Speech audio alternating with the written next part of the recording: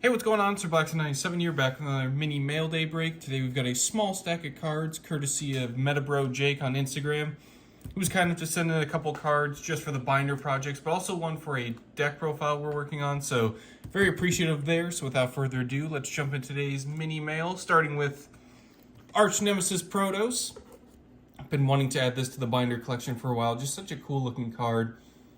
I have pretty much all the other Nemesis cards aside from Proto, so definitely had to finally scoop up the infamous Worm himself. Can't be normal summoned or set, must be special summoned from the hand by banishing 3 monsters with different attributes from the graveyard and or field. Can't be destroyed by card effects, which is super nice.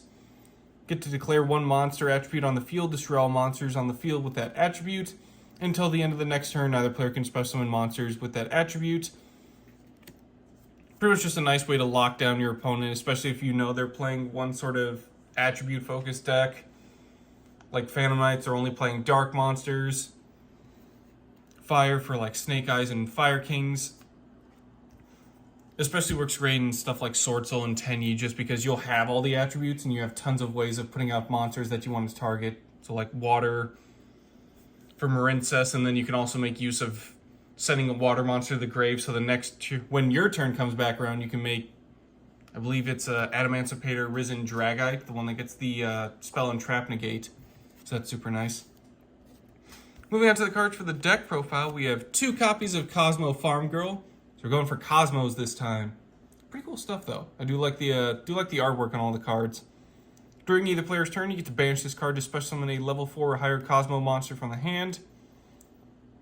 When this card inflicts battle damage to your opponent, you can pay 500 life points to add a Cosmo card from deck to hand.